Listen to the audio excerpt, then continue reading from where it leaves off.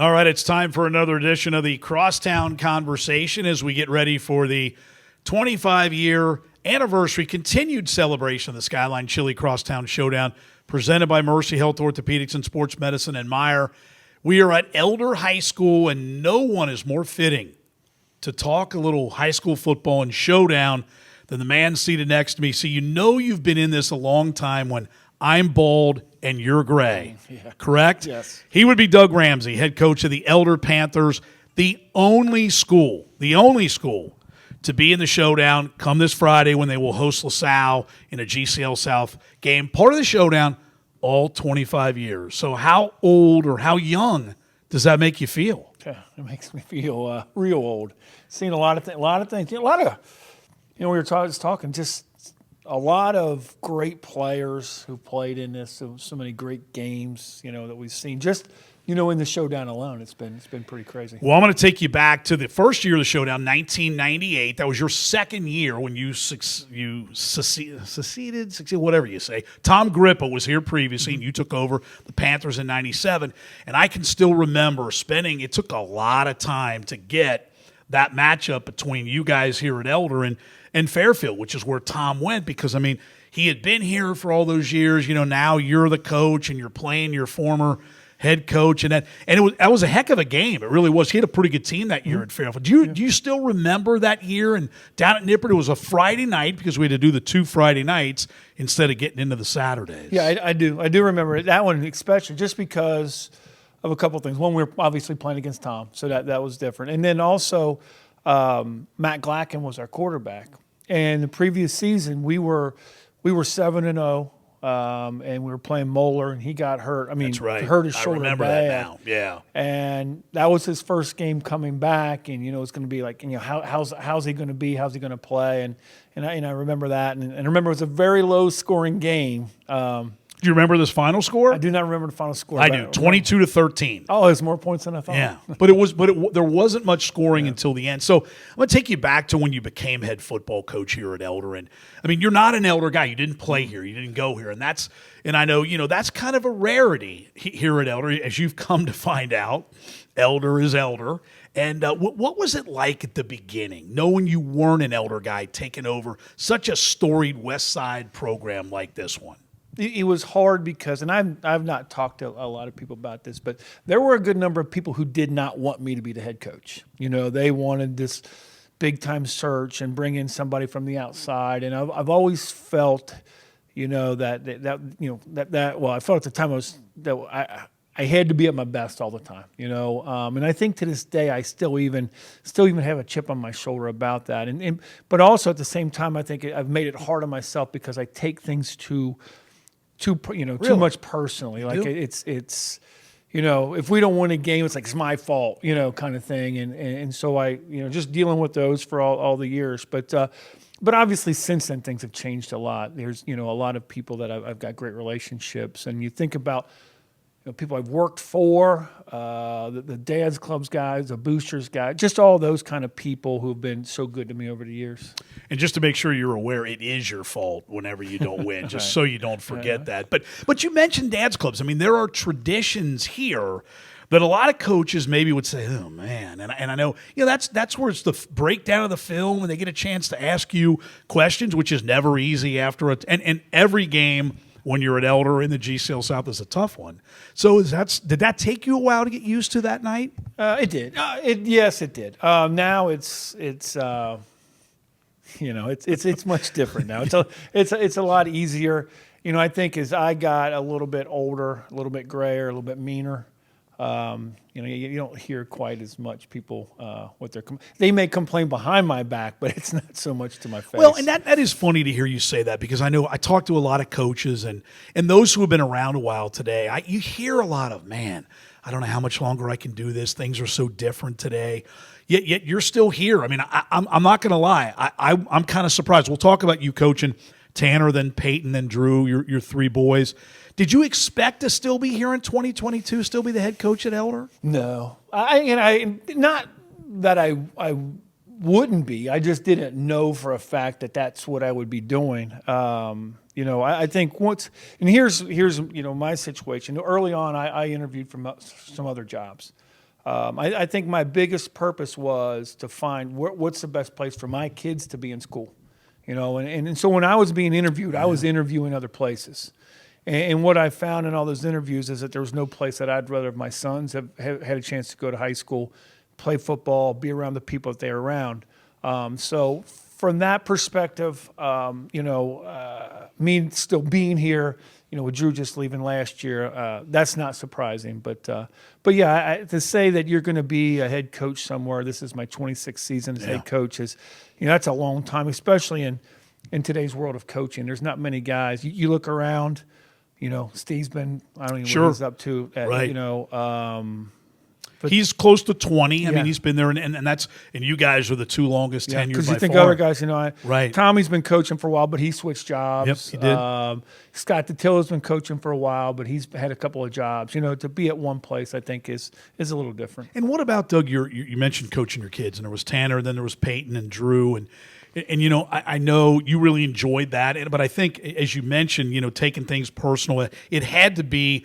Was it even harder when they were playing too, because you wanted them to have such great success and the teams that they were part of to be so successful? Yeah, it was. And honestly, I think the hardest year was last year, because I think all the boys their senior year was pretty good. Tanner's senior year, we we to Moeller in the playoffs. They want to win a state championship. We were an 8-2 regular season team. We were pretty good. And Peyton's senior year, we had a good season. We lost to Colerain in the regional final, and I think they went on and played in the state final that year. And last year we just didn't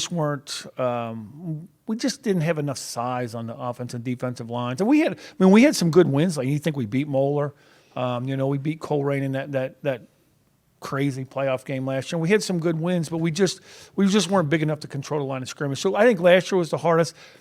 But at the same time, Drew probably had the best experience because his sophomore year, he played in a state championship game. When you look at coaching today comparative to coaching 25 years ago, is it still as enjoyable? What is different about it? Or the kids, you hear varying, the kids they're still the same, but is it the same, or is it changed, and what has changed about it? Kids haven't changed that much. I think parents have changed. I think parents have changed with what their expectations are for me and their son's playing time. For some people now, it's not based upon who's the better player and you earned it anymore. It's like everybody deserves a chance. Everybody should get a medal. Yes, that's our society. And I think that's but I'll be honest. Here, I hear stories of other places. We're still way ahead of the curve compared to a lot of places. Our parents are, for the most part, really good, understanding, push their kids, want them to be a part of a team, even though they may not be a starter, be a star, whatever it may be. But our kids are great. That's part of the reason I'm still doing it. If it got to the point where I didn't like being around the kids, or it was just too much of a burden, too much of a headache, there's no way I'd still be doing it. Now, you've obviously enjoyed a lot of success, and I just wonder, you can kind of tell when coaches are when they're at the end, but you seem pretty relaxed, and I wonder how much have you changed to make it more enjoyable, to kind of tune out that kind of stuff? Because I know that for a lot of coaches, that's a difficult thing to do. And it's never, coaches always say, hey, it's never the kid, it's always the parents. Have you been able to, and again, you're probably in a little bit of a unique situation here, but have you been able to tune some of that out as you've gotten older? I think so. I think it's, after a certain point of time, look, we've won a lot of games. You want to try to do this kind of thing, I have a really good staff, so to listen to people talk, a lot of times now I just laugh. There was a situation, we had some people here as a guest of one of our coaches, and they're like, man, there was some guy in the stands that was just wearing Ramsey out about his play calling and blah, blah, blah. And he said, I finally told the guys, why don't you go down there and tell him, kind of thing. And I just laugh. It's like people sit in the stands and. Has anybody ever done that? Has anybody ever come to you and said, you don't know what you're doing, or what about this, or what about? Is there a story that's a good one? My second year, we made it to the regional finals. We were pretty good, and I had a group of a couple of dads who brought me a playbook. About week did 11. they write it? Week 11. Oh, yeah. They wrote it. Oh, They yeah. put it together. Yeah, yeah. And did they say, you need to look at this? Yeah. Or did they? Yeah, they wanted me to, yeah. And what'd you do with it? Kept it. It's somewhere. I've got. still have it? I have a collection of letters, emails. Did you ever look at it? No. No. Okay. I didn't know. Maybe you could pull something out of there. Maybe. Right? It was before Madden, though. So I got you. Well, let me ask you about the Pit, and I love that. Just seeing this place is really. USA Today ranked it as one of the top 10 places to watch a high school football game as a venue. What is it like? Is that something when you first got here? And how is that? Is it still as special on Friday nights? I know this Friday night, senior night, another one. I know those are always extra special. But for somebody who hasn't been here, this is pretty darn cool and unique. it is. It's really hard to explain. It's a little different now. People don't, and you know this just through the showdown. There's not as many people going to games as there once was. Right. Now, our big games, like the X game here, Sure. the atmosphere was Right. fantastic. It doesn't get any better because, you come to the stadium and it sits down in a bowl, Yep. and Well, there's no track. You're right on top. You're right on Yeah. top. The setting with all the houses around, Yeah. the school building being in the north end zone. It's just that part of it alone. And then you walk in and the band's got the grills going on the other end. There's a smoke going, and just people filing in, and it's just I don't know. There's just a lot of energy in the stadium. Do you ever get invited to any tailgates? Do people ever say stop over before? I mean, if no, you don't. No.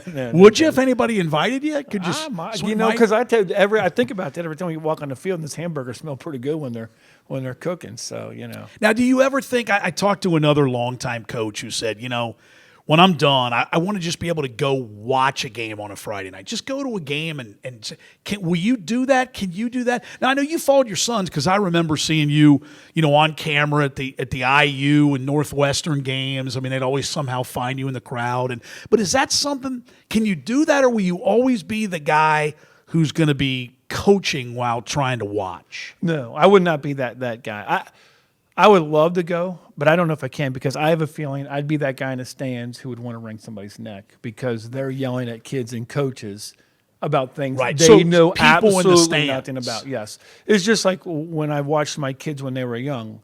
You would find me, all the fans over here, and you'd find me down sitting all by myself. You sound like me. Yes. Yeah, you sound. Yeah, I'm I not just- even a coach. Yeah, it's just unbelievable to me how much people think that they know. Well, we had a case this week. Pat Good, one of our O-line coaches, he says, "Yeah, my friend said, yeah, we run a draw too much," and so he draws it up. All the things that we do off of the draw play, we got, pass concept over here, another pass concept over here. We can check to this, do this. And he's like, oh, really? Like he has no idea what we're doing off of just one play, but yet we do that too much. One of the best stories that I saw this personally was, and I won't mention the name, but there was a team playing, and there was a coach who was in that same team's league, and he was up in the stands. And this woman was just wearing out this head coach.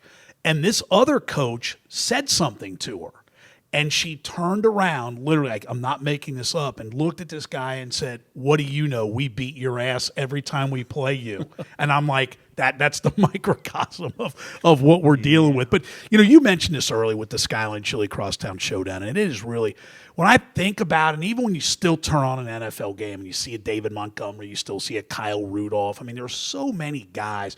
You watch a Michael Mayer who's at Notre Dame. When you just look, it's been amazing. And you've had a chance to coach a lot. I mean, Tommy Kramer, and there's a lengthy list. And not even guys who didn't go on to play in the NFL, but boy, it's incredible, isn't it? The number of guys and players and the talent that have played in these games, and it's pretty impressive. It is, and it's because football's important here. And you know that because you've been able to do this for 25 years. That Skyline's willing to sponsor. That all these people are willing to do things because in this area, I'm just going to say since I know in Kentucky, it's really important. People care about high school football. They care about the kids, experiences, how, all those kinds of things. So therefore, kids work at it hard. So you get good and athletes. So do coaches. Oh yeah, I mean, the coach, and that's the other part. There's really good coaching. You think about now, and I think that's the hardest thing about about winning. It's hard to win a state championship, but even now there's so many better teams because there's so many better coaches. Yeah. And the more coaches you got that are good and getting these kids excited and teaching them the game and all that kind of stuff, the playoffs this year are going to be. So I'm going to tell you right now, LaSalle, they're sitting at what, 2-7. They're officially 1-7 by the OHSAA. They're going to be in the playoffs, right? And you better watch out. Yeah, they've taken a couple of their defensive backs, moved them to wide receiver.